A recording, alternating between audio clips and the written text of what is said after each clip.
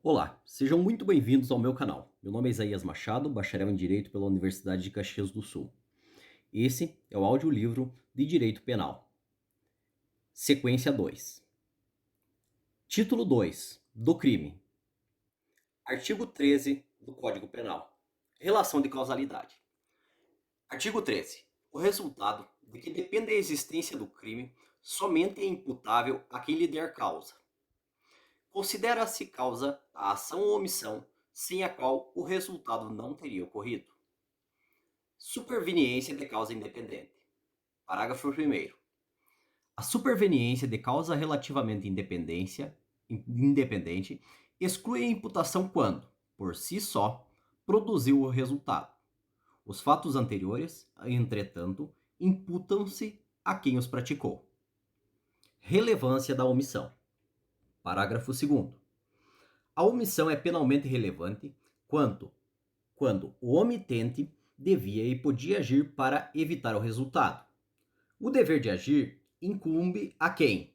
A linha A. Tenha por lei obrigação de cuidado, proteção ou vigilância. A linha B. De outra forma, assumiu a responsabilidade de impedir o resultado. A linha C.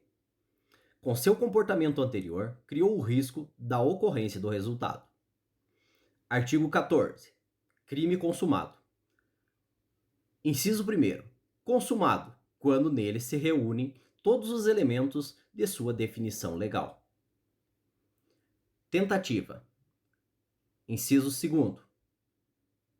Tentado, quando, iniciada a execução, não se consuma por circunstâncias alheia à vontade do agente. Pena de tentativa. Parágrafo único. Salvo disposição em contrário, pune-se a tentativa com a pena correspondente ao crime consumado, diminuída de 1 a 2/3. Desistência voluntária e arrependimento eficaz. Artigo 15. O agente que, voluntariamente, desiste de prosseguir na execução ou impede que o resultado se produza, só responde pelos atos já praticados. Arrependimento posterior. Artigo 16. Nos crimes cometidos sem violência ou grave ameaça à pessoa, reparado o dano ou restituída a coisa, até o recebimento da denúncia ou da queixa por ato voluntário do agente, a pena será reduzida de 1 a 2/3. Crime impossível. Artigo 17.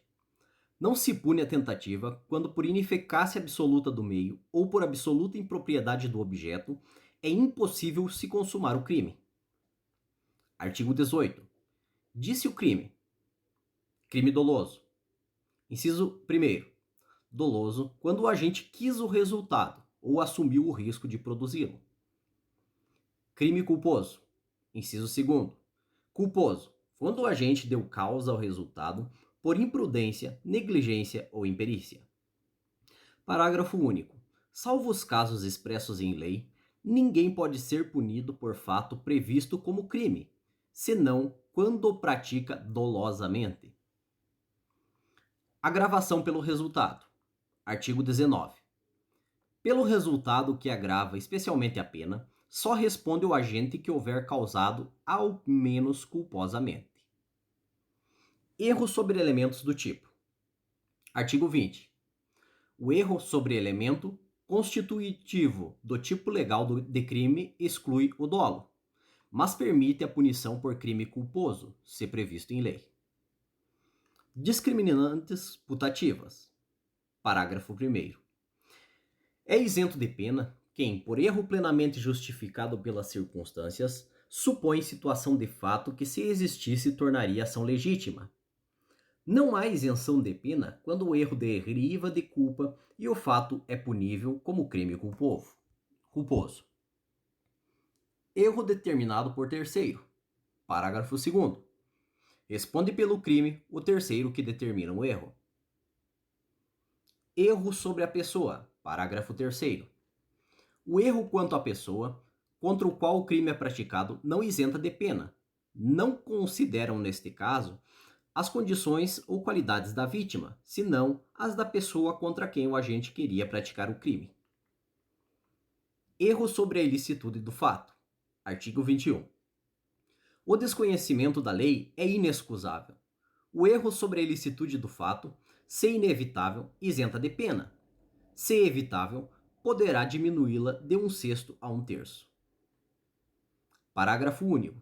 Considera-se evitável o erro que se o agente atua ou se omite sem a consciência da ilicitude do fato, quando lhe era possível, nas circunstâncias, ter ou atingir essa consciência. Coação irresistível e obediência hierárquica. Artigo 22. Se o fato é cometido sob coação irresistível ou em estrita obediência à ordem, não manifestamente ilegal de superior hierárquico, só é punível o autor da coação ou da ordem. Exclusão de ilicitude. Artigo 23. Não há crime quando o agente pratica o fato. Inciso 1º. Em estado de necessidade. Inciso 2º. Em legítima defesa. Inciso 3º. Em estrito cumprimento do dever legal ou no exercício regular de direito. Excesso punível. Parágrafo único. O agente, em qualquer das hipóteses desse artigo, responderá pelo excesso, doloso ou culposo.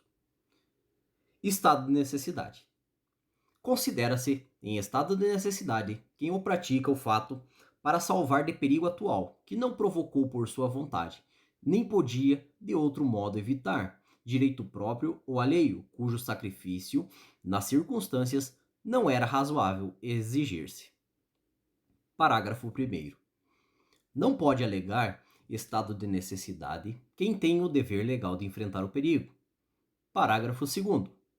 Embora seja razoável exigir-se o sacrifício do direito ameaçado, a pena poderá ser reduzida de 1 a 2/3. Legítima defesa. Artigo 25. Entende-se em legítima defesa quem, usando moderadamente dos meios necessários, repele injusta agressão, atual ou iminente a direito seu ou de outrem. Parágrafo único. Observados os requisitos previstos no caput deste artigo, considera-se também, em legítima defesa, o agente de segurança pública que repele agressão ou risco de agressão à vítima mantida refém durante a prática de crimes. Muito bem, encerramos neste capítulo a leitura do artigo 13 ao artigo 25 do Código Penal. Acabamos de ver o título 2 do crime, na parte geral do Código Penal brasileiro. Reveja esta aula quantas vezes for necessário para a fixação do teu conteúdo. E não esqueça-se, inscreva-se em nossos canais. Logo retornaremos com a sequência 3.